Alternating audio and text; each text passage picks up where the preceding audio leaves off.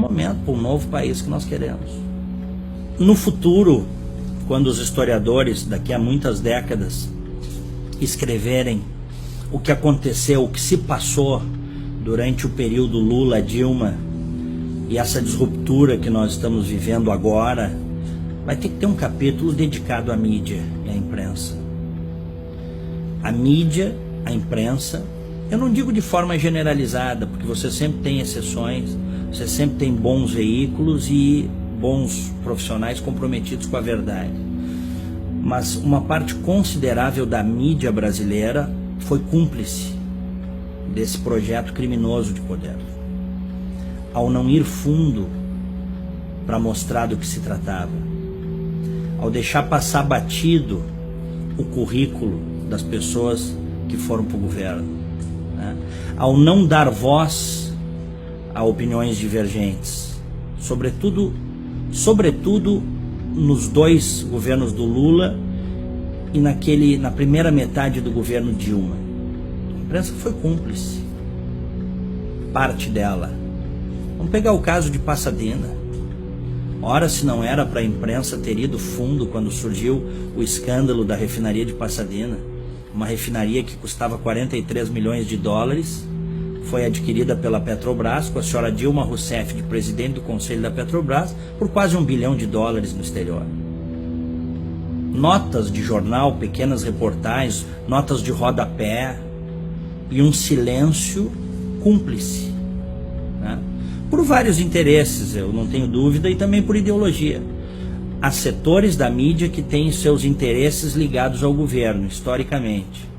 Há outros setores da mídia brasileira que são ideológicos, fazem isso por realmente, sobretudo dentro de redações, por acreditarem que o projeto para o Brasil é um projeto de esquerda, que não deu certo em lugar nenhum do mundo.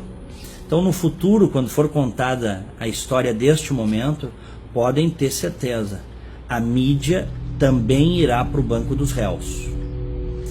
Agora, esta mesma mídia que eu estou fazendo essa avaliação aqui, e eu tenho 26 anos de jornalismo, então eu posso atestar isso, a minha crítica é uma crítica feita por dentro. Esta mesma mídia também, quando decidiu sair da zona de conforto, sair da neutralidade, mostrar as coisas como elas verdadeiramente são, sobretudo a partir da Operação Lava Jato, início de 2014, bem, aí esta mídia, esta imprensa fez toda a diferença, que é como tem que ser. Em países livres, nas democracias ocidentais, a liberdade de imprensa é um pilar, né, inarredável. Ninguém mexe com a liberdade de imprensa. Mas a imprensa tem que fazer a sua parte. A imprensa tem que ser investigativa, a imprensa tem que dar espaço para as opiniões variadas. E o que a gente viu nas últimas décadas, infelizmente no Brasil, foi um predomínio, né, do pensamento de esquerda dentro da mídia, dentro das redações, no rádio, na TV, no jornal. Isso foi muito nocivo para o país. Isso foi muito nocivo para a sociedade brasileira. Em qualquer lugar civilizado do mundo, você tem pelo menos duas correntes de pensamento, né? Você tem a esquerda e você tem os conservadores. Varia de acordo, evidentemente, com as idiosincrasias regionais, mas em regra é isso. No Brasil houve um momento, sobretudo, né, nesses últimos 15 anos, diria até um pouco mais, porque se a gente pegar Fernando Henrique Cardoso, ele também é um homem de esquerda, né? Com posições modernas em algumas áreas, mas posições absolutamente retrógradas em outras áreas. Se a gente parar para pensar, nós temos aí um predomínio de quase 25 anos da esquerda no governo brasileiro, um quarto de século no poder. Nós temos a doutrinação em sala de aula que gerou militantes nas faculdades de jornalismo, nas faculdades de ciências humanas, e depois estes militantes políticos, esse pessoal de esquerda, acabou indo para as redações, acabou indo para ONGs, voltou a dar aula em universidades, fazendo a cabeça da juventude. Eu, por exemplo, nunca fui apresentado a nada que não fosse de esquerda dentro da faculdade, né? Eu fui descobrir que havia, por exemplo, um Edmund Burke, um Olavo de Carvalho, um Luiz Felipe Pondé, que é um fenômeno mais recente, um sujeito interessantíssimo, e outros tantos, fora da faculdade.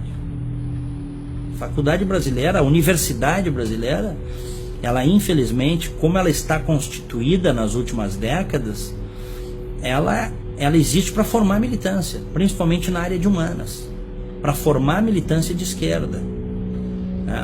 A universidade brasileira, ela está na linha do não pensar.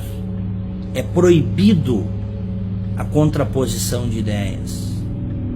Eu tenho ficado muito impressionado porque isso começa a mudar. Essa é a minha impressão positiva.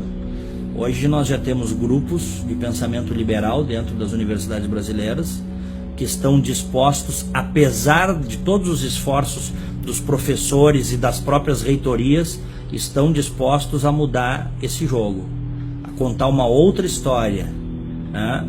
A dizer que, enfim, se você teve um Marx, você teve um Mises.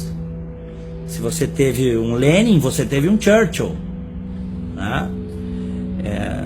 Se você tem um Rousseau, se você teve um Rousseau, se houve um Rousseau, houve também um Edmund Burke. Essa é a disruptura que nós estamos vivendo, mas infelizmente eu vejo ainda como problemática a academia brasileira. As universidades brasileiras, elas são excludentes e elas, sobretudo na área de humanas, elas cerceiam o livre pensar. Isso é muito ruim para o país, isso é péssimo para o país.